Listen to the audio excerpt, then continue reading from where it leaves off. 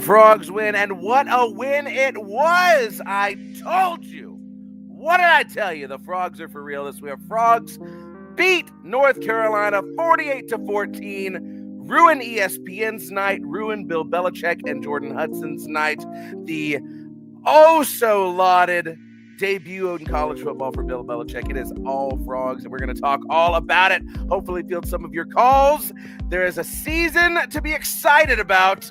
First drive notwithstanding. So, before we get into any of that, though, you know who it is. It's me, Clint Foster, here for TCU Live post-game show. First one of the season, 7th one overall. Hey, we're turning this into a thing. Please, please, please, please help me out here and show. You got both of the channels right down there at Big 12 VOCFB. That's the main channel. If you're watching there, love you. Welcome back. And at TCU VOCFB, the home of all of these post-game reaction videos. Just me and y'all tonight, baby, but we're going to talk about it. It is so much fun. You know, all these people, hey, it's a school night. It's a work night. Hey, it's a Frogs victory night. That's the only thing I'm concerned about. We're going to break it down. So subscribe, find TCU Postgame Live and the Biggest 12, wherever you find your podcasts, Apple, Amazon, you name it, Spotify, we're there.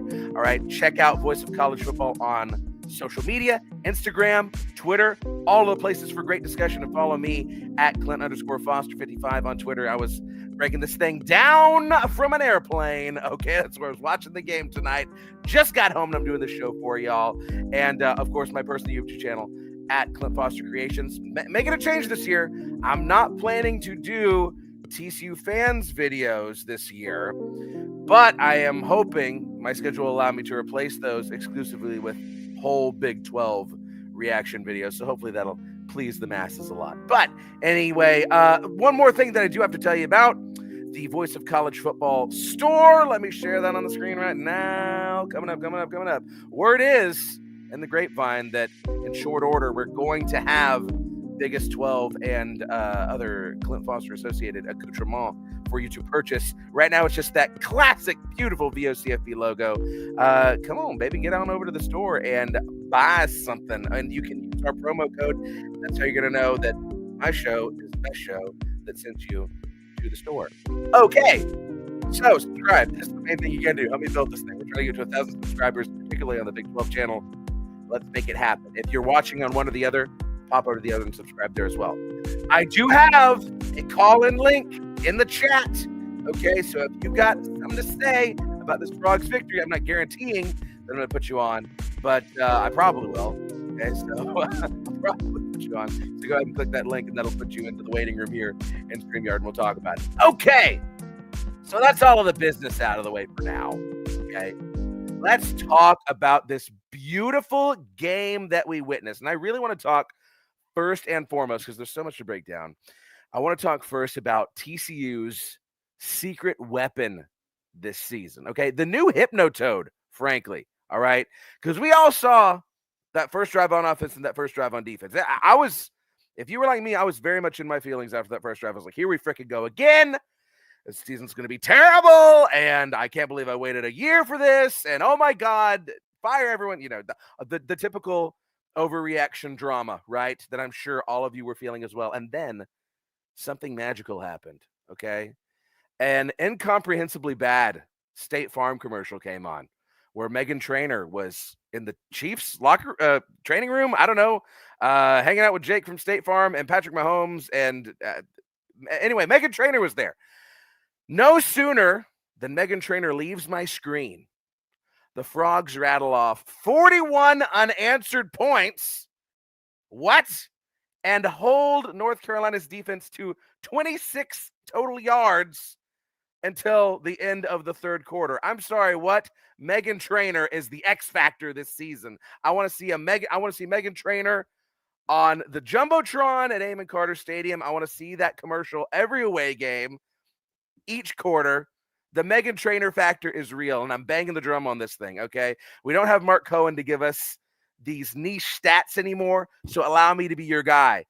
The Frogs are undefeated and amazing following commercials featuring Megan Trainor. We are all about that base this year and every year. Even if Megan Trainor's not necessarily all about that base anymore, we absolutely are here in Fort Worth. Okay. And we're gonna ride this train all the way to the Natty. Okay. That's what I'm saying here. And I am prepared to amend my preseason prediction. It's gonna be Texas Tech and TCU in Arlington. Baylor has not impressed me. Okay, we'll talk more about that on Tuesday. We'll talk more about that tomorrow with Brownie in the house and the whole Big 12 crew. But TCU Tech, book it for Arlington. Go ahead and buy your tickets now. All right, and it's going to be a beautiful thing since they're denying us the saddle, so we're going to have to play for all the marbles in Arlington. But yeah, the Megan Trainor factor is real. All right, believe in it. And here's the other thing that you need to believe in: that Josh Hoover is the best quarterback in the state of Texas. Yes, I said it. Everybody was hyping up the wrong Texas quarterback for Heisman hype offseason. We knew, right? All of us in Fort Worth, we knew what we had. Tennessee knew what we had, right? They were trying to pay him $3 million to come turn coat and run. Wrong UT apparently was trying to recruit him. That's all I'm going to say. If you watch that Ohio State-Texas game, a thing of beauty, right? Josh Hoover was dropping dimes in that game. He was leading that offense confidently, threading the needle. So many gorgeous passes to Jordan Dwyer. And, of course, we could talk about Jordan Dwyer and the great impact that he's already on this offense. When you got Eric McAllister locked down on one end, you've still got Jordan Dwyer to do, and all of these other deep receiver room that we've talked about in this offseason. I don't know who's going to stop this offense, man, because you got Hoover doing Hoover things, right? And being the general of this offense and throwing amazing passes and making good decisions, even outside the pocket, making some pretty good decisions for the most part. But then here's the other thing. We've got a run game now. Holy crap, do we have a running game now? The offensive line opening up holes. Kavorian Barnes, you beautiful, majestic musk ox. I cannot even believe how thrilled I am. Listen, outside of Josh Hoover, that's new favorite player on the team. All right, Kavorian Barnes. Wherever you are, I love you. Come on the show. Run through me like a brick wall. We'll do whatever it takes. All right, this man is the real deal. And you also saw the pain train leaving the station and Trent Battle. I mean, my goodness. Who is going to stop this offense, right? We know what Josh Hoover can do with no running game. And now all of a sudden you have that added dimension to the offense. It's a whole new ball game. Oh, we got some comments coming in. Wonderful. Brownie's in the house. Okay. What does Bill B, Skip Bayless, Feinbaum, and my local meteorologist have in common? They don't know ball. That's for sure. But we'll see what you had to say, Brownie. They're all the worst of their jobs, but somehow still employed. Yeah, it's amazing. And here he is. Yeah, I was waiting for you, Dishfish. Yes. Do you believe now, buddy? Are you a believer now? This man saying we were going to lose 13-10 to North Carolina. I remember. I keep receipts. Okay, Dishfish. That offensive line, it took the steps we needed it to take. All right. It was looking so good. So good out there. I am so pleased with the physicality and the running game and the offensive line opening up holes and, I mean, handling the blitz very, very well. North Carolina was completely lost for so much of that game. And, I mean, frankly, a big thing that wasn't getting talked about, I feel like enough on that broadcast. You know, they were making every excuse in the book for Bill Belichick in North Carolina. And, I mean, you wouldn't even know for most of the game that TCU was even playing in it, right? North Carolina was just out there, and it was just going to be a coronation ceremony. And, oh, yeah, there's another team. What? But you can't – I don't know how many times I have said this on the Biggest 12 with Brownie sitting, you know, right next to me here on the screen. You can't just plug and play in college football. If they said it once, they must have said it 30 times. Oh, North Carolina's turned over its whole roster. They've got 70 new players. I'm like, well, there's your problem. You're not just going to win a ball game, especially a ball game where you're down early, right? Where somebody's punching you in the mouth. These guys, who are the leaders on this team, right? Where's the camaraderie on this team? These guys don't know each other. They haven't played together, right? And not to mention, it seems pretty obvious that they picked the wrong quarterback to start the game, obviously, because after, what's his name? The kid, with a bionic, hold on, man. let me get it back up here. Johnson, right? Whenever Johnson came into the game, it was a whole different deal. Of course, by the time Max Johnson was in, it was over. And I mean, we might have had the backups in, honestly. It was kind of a blur at this point. But anyway, there was a lot of issues for North Carolina. And I, the question I'm sure on a lot of y'all's minds, it was getting passed around in the group chat. All right. Is TCU back? Are we good? Or is North Carolina just that bad? And that's a fair question. That's a totally fair question because, I mean, we were eviscerating them for the vast majority of that football game. But here is my purple color glasses optimistic message to you, right? We were executing. This is also speaking as someone who is, a middle school football coach, right? But still a football coach. When your guys are executing like that at a high level, that is an extremely good sign. Think back to last season. Think back to UCF. Think back to Houston. Think back to SMU. All of these disappointing losses, horrible performances. The Frogs couldn't execute against teams they were supposed to beat, right? Gary Patterson used to always say, hey, you do what you're supposed to do in the games you're supposed to win. The big games take care of themselves. Well, we weren't doing that last year, right? But regardless of how good or bad North Carolina is, the Frogs were playing their game, and they were playing it very, very freaking well on both sides of the ball, controlling the line of scrimmage. That is all I need to freaking see. If people can overreact about Tech, to butt against Arkansas freaking Pine Bluff, then there ain't nothing wrong with us saying we should be extremely encouraged about TCU going on the road to North Carolina. Chapel Hill's not been this excited about a football game in friggin' 30 years, right? And the Frogs went out there and make a statement. I literally do not know how you cannot believe in this team now, right? This was a statement win in every sense of the word. Frogs have all of the tools to take on this very, very tough schedule that I've been telling y'all about. It's like I said, I know TCU is going to be better this year. I know TCU is going to be good. They got a tough schedule. Will they be able to take it on? We got our first big indicator right here. Next one's going to come against SMU. How you perform against SMU at home when SMU absolutely blew you out last year, that's going to be another big indicator. And that's followed by Arizona State.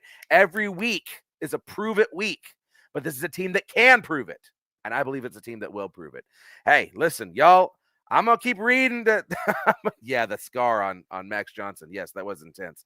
I'm going to keep reading these comments as much as I can, but y'all call into the show. Come on, Brownie, especially you. Man, you're always welcome in the show. You're not going to be wearing purple, I know that, but you're a fan of the real LT. That's all that matters, okay? You're always welcome on the show.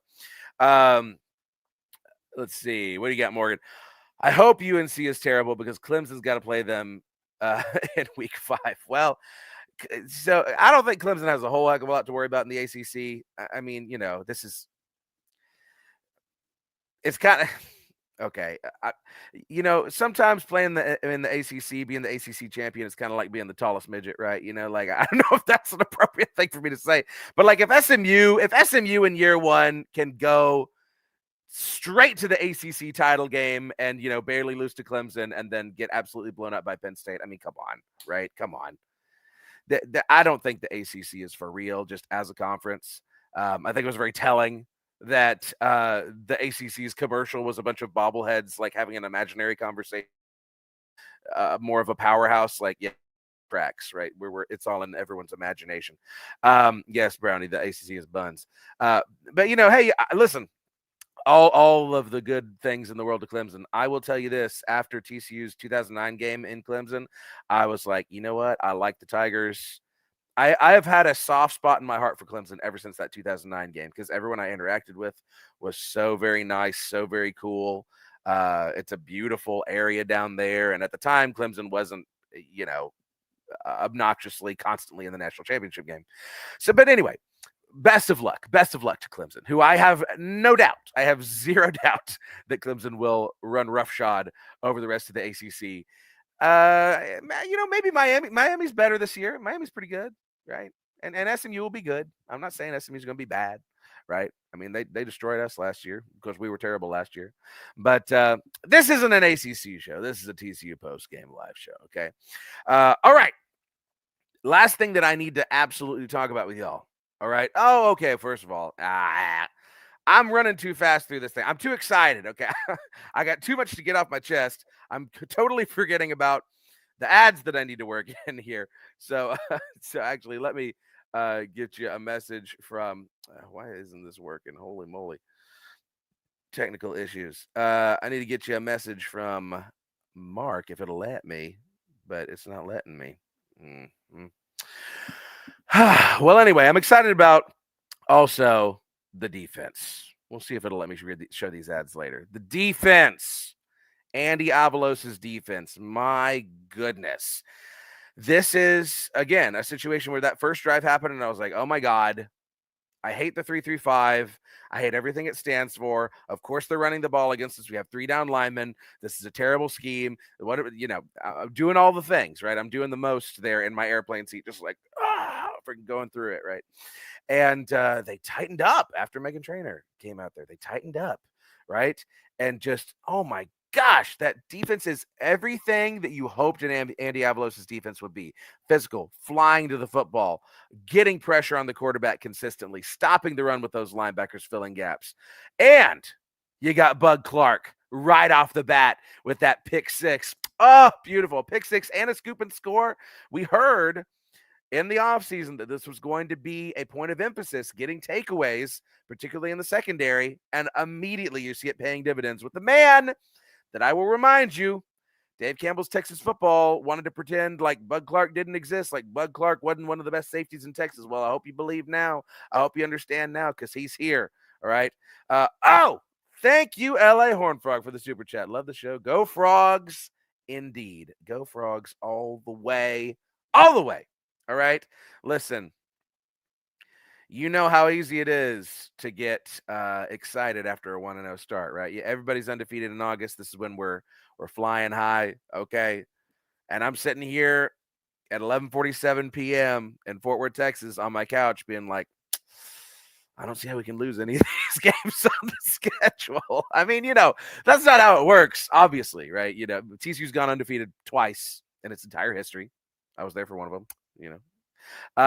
But this is a good-looking team. This is a really good-looking team. And you know, I'm still terrified of that game at West Virginia. I'm still terrified of that Arizona State game.